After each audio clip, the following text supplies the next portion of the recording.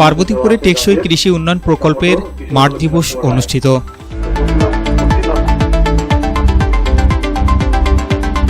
আসসালামু আলাইকুম।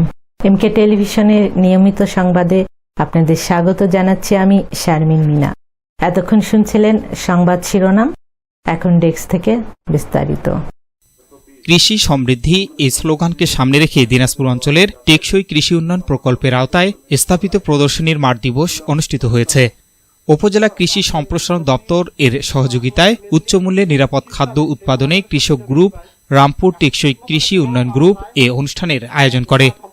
অনুষ্ঠানে বক্তব্য রাখেন কৃষি সম্প্রসারণ কর্মকর্তা মোহাম্মদ আলী রুবেল, সহকারী কৃষি সম্প্রসারণ কর্মকর্তা আজিজা রহমান, উপসহকারী কৃষি কর্মকর্তা আবু সুফিয়ান, উপসহকারী মাঠ কর্মকর্তা কিশোর রায় এবং কৃষক প্রতিনিধি মিলন চন্দ্র। আলোচনায় 2025-26 অর্থ বছরে গ্রীষ্মকালীন মৌসুমে DM 1220 জাতের টমেটো উৎপাদনে বিশেষ গুরুত্ব আরোপ করা হয়। বক্তারা বলেন, নিরাপদ ও বিষমুক্ত খাদ্য উৎপাদন নিশ্চিত করতে এবং ফসলের গুণগত মান বজায় রাখতে কৃষকদের আরও সচেতন ও উদ্যোগী হতে হবে। তারা জানান, কৃষকদের আধুনিক ও টেকসই কৃষি প্রযুক্তি ব্যবহারে উৎসাহিত করতে কৃষি বিভাগ সব ধরনের সহযোগিতা প্রদান করবে।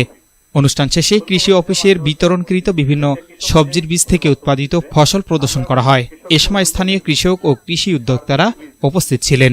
আমাদেরকে করতে হয়, এই জন্য আপনাদেরকে কষ্ট দেওয়া লাগে, যেহেতু আমাদেরকেও করতে হবে, এই জন্য বলা হয় কি না ঠিক আছে, গরমের দিন, তারপরও বেশি সময় নিব না। এখন কিন্তু কৃষক আর এটা ভাবে না, এখন ভাবে তারা একটা ব্যবসা করতে গেলে আমি কত টাকা ইনভেস্ট করবো, কত টাকা আর্ন করবো, এটাই চিন্তা। এবং কৃষিটাও তাই দাঁড়াইছে থেকে এটা আমাদের একটা প্রকল্প, দিনাজপুর অঞ্চলের টেকসই কৃষি উন্নয়ন প্রকল্প। এই গ্রামে আমাদের আর একটা প্রোগ্রামের কাজ করতেছে, পার্টনার প্রোগ্রাম। এখানে আমরা 25 জন মহিলা সদস্যকে নিয়ে নিউট্রিশন মানে পুষ্টির উপরে আমরা কাজ করতেছি। 10 সপ্তাহে 10 দিন একটা স্কুল চালাচ্ছি আমরা এখানে।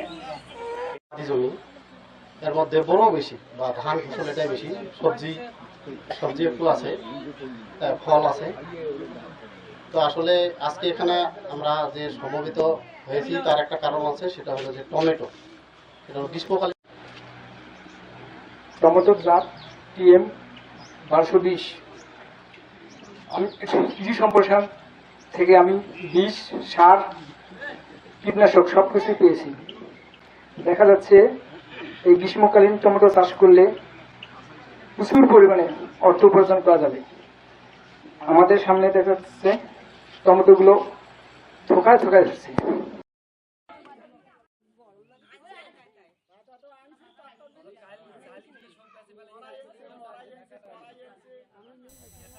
S Rahman, news desk, MK television.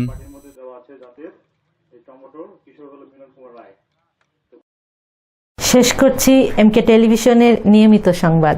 এতক্ষণ সাথে থাকার জন্য সবাইকে ধন্যবাদ।